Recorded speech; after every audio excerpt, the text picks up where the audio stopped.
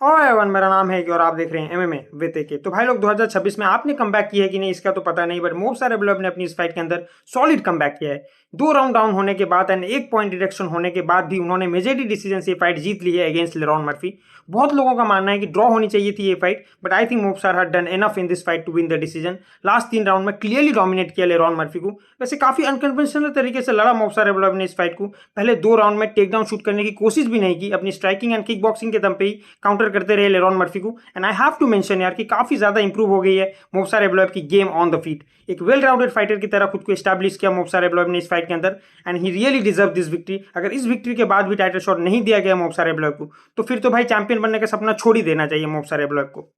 लेरॉन Murphy ने भी बहुत ही बेहतरीन परफॉर्मेंस पुट ऑन किया। इनिशियल 2 राउंड अप थे वो, एंड देन 3rd राउंड में उनकी हिप्स में भी शायद एक इंजुरी आ गई, एंड 2 क्रॉस शॉट भी लगे उनको इस फाइट के अंदर, but he still fought a very good fight. And ऐसे ही फाइट हमको देखने को मिलती है जब 2 हाईएस्ट लेवल के एथलीट एक दूसरे से टकराते हैं। And I am pretty sure Lerone Murphy will come back much stronger. और आपको पता है उन्होंने अपने ऑक्टेगन इंटरव्यू में मोब्सा रेबलोव को टाइटल शॉट देने की गुजारिश की यूएफसी से, and that was such a class act by him.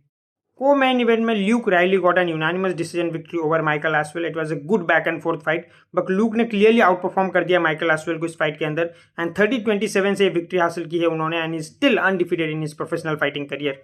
इसके बाद हमें एमवीपी और सैम पैटरसन की फाइट देखने को मिली। ओ सॉरी, सिर्फ एमवीपी और सैम पैटरसन देखने को मिले, क्योंकि फाइट जैसे तो कुछ था ही नहीं, खाली फुटवर्क दिखाने आए थे, और उनसे अच्छा फुटवर्क तो बेचारा रेफरी दिखा रहा था। तो मुझे लगता है विनिंग बोनस का आधा हिस्सा तो रेफरी को ही मिलना चाहिए। उस पैसे से वो जो है कोई अच्छा कोल्ड ड्रिंक वोल्ड ड्रिंक खरीदेगा और उसे पिएगा, क्योंकि उसका गला सूख गया होगा बेचारा। लेट्स वर्क गाइस बोल बोल के। तो you can imagine how cook the fight was when the fans started cheering for clinching.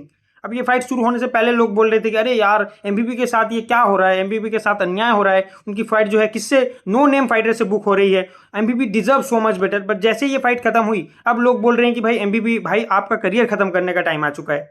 और इसमें एमवीपी को भी मैं ब्लेम नहीं कर रहा। सैम पैटरसन वहां के भजिया तलने आया था क्या? आपको एक रैंक कंटेंडर के साथ फाइट करने का मौका मिला, आपको एक इतने पॉपुलर फाइटर के साथ फाइट करने का मौका मिला, और आपने क्या किया भाई? हक दिया पूरी तरीके से। I mean I can understand कि एमबीबी का फाइटिंग स्टाइल बहुत ही ज्यादा non technical and non Orthodox है, लेकिन कोशिश तो करना ही चाहिए था ना। इतने ओपनिंग्स होते हैं एमबीबी के फाइटिंग स्टाइल पे, उस पर कैश आउट कर ही नहीं पाए सैम पैटरसन।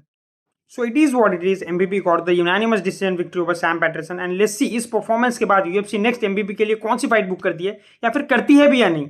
ये तो अब बहुत बड़ा सवाल है, क्योंकि भाई ऐसे ही यूएफसी पसंद नहीं करती है एमबीबी को, और ये ऐसी परफॉर्मेंस अगर एमबीबी देते रहे तो फिर तो भाई पत्ता साफ है एमबीबी का, आप मान के चलो।